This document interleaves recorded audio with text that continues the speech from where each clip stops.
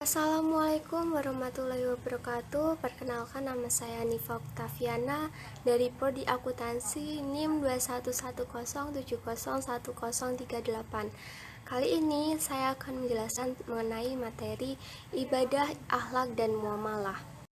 Kata ibadah berasal dari bahasa Arab yang bisa diartikan taat, tunduk, patuh, dan pengabdian. Sedangkan secara istilah, ibadah adalah sebutan yang mencangkup seluruh apa yang dicintai dan diridhoi Allah Subhanahu wa Ta'ala, baik berupa ucapan ataupun perbuatan, yang zahir maupun yang batin.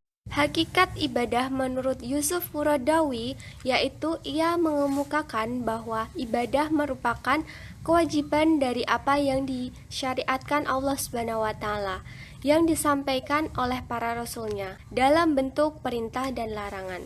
Kewajiban itu muncul dari lubuk hati orang yang mencintai Allah Subhanahu wa Ta'ala. Pembagian ibadah yaitu ada dua, yaitu ibadah mahdah. Pembagian ibadah dibagi menjadi dua, yaitu ibadah mahdah dan ibadah hairu muhdah.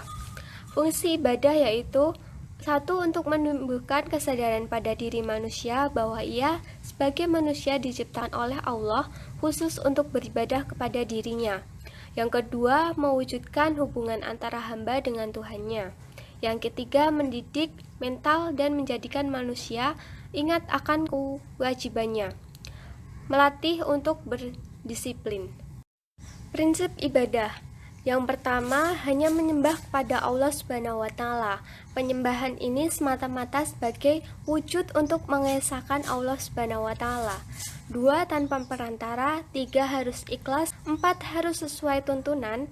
5. Seimbang antara unsur jasmani dan rohani. Dan yang keenam, mudah dan menyenangkan. Untuk materi yang selanjutnya yaitu akhlak. Secara etimologis, akhlak adalah bentuk jamak dari khuluq yang berarti budi pekerti, perangai, tingkah laku, atau tabiat. Berakar dari kata khalaqah dan tercera. Sebagaimana keseluruhan ajaran Islam, sumber akhlak adalah Al-Quran dan Sunnah, bukan akal pikiran atau pandangan masyarakat sebagaimana konsep etika dan moral. Dan bukan pula karena baik yang berarti menciptakan, seakar dengan kata kholik atau pencipta, makhluk atau yang diciptakan, dan kholik atau penciptaan. Sumber akhlak adalah yang menjadi ukuran baik atau buruk, atau mulia atau buruk dengan sendirinya sebagaimana pandangan Mu'tazilah. Ruang lingkup akhlak yaitu yang pertama pribadi, yang kedua berkeluarga, yang ketiga bermasyarakat, keempat bernegara, dan yang keenam beragama. Kedudukan dan keistimewaan akhlak dalam Islam. Yang pertama, Rasulullah SAW menempatkan penyempurnaan akhlak yang mulia sebagai misi pokok risalah Islam.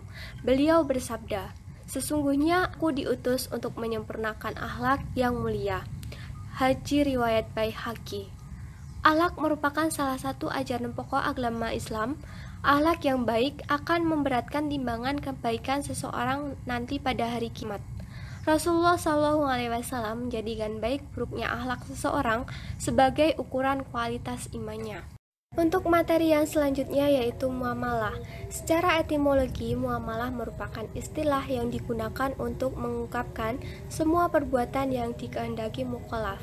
Muamalah mengikuti pola yang bermakna bergaul. Secara terminologi, muamalah adalah istilah yang digunakan untuk permasalahan selain ibadah. Muamalah dalam arti luas yaitu aturan-aturan atau hukum Allah untuk mengatur manusia dalam kaitannya dengan urusan duniawi dalam pergaulan sosial. Muamalah dalam arti khusus yaitu aturan-aturan Allah yang wajib ditaati yang mengatur hubungan manusia dengan manusia dalam kaitannya dengan cara memperoleh dan mengembangkan harta benda. 5 ciri akhlak manusia. Yang pertama robani, yang kedua manusiawi, yang ketiga universal, yang keempat seimbang, dan yang terakhir realistik. Akhlak positif yang harus diterapkan. Yang pertama husnuzon kepada Allah Subhanahu wa Ta'ala, yang kedua gigih dan optimis, yang ketiga berinisiatif, dan yang keempat rela berkorban. Akhlak berbusana. Ada berpakaian yaitu 1. Wajib menutup aurat, Dua, hendaknya tebal dan tidak transparan sehingga menampakkan aurat atau warna kulit dan lekuk tubuh. Untuk yang ketiga, yaitu khusus untuk perempuan, yaitu mengenakan hijab. Sekian video dari saya, semoga dapat bermanfaat dan mohon maaf bila ada salah kata ataupun perbuatan. Saya akhiri. Wassalamualaikum warahmatullahi wabarakatuh.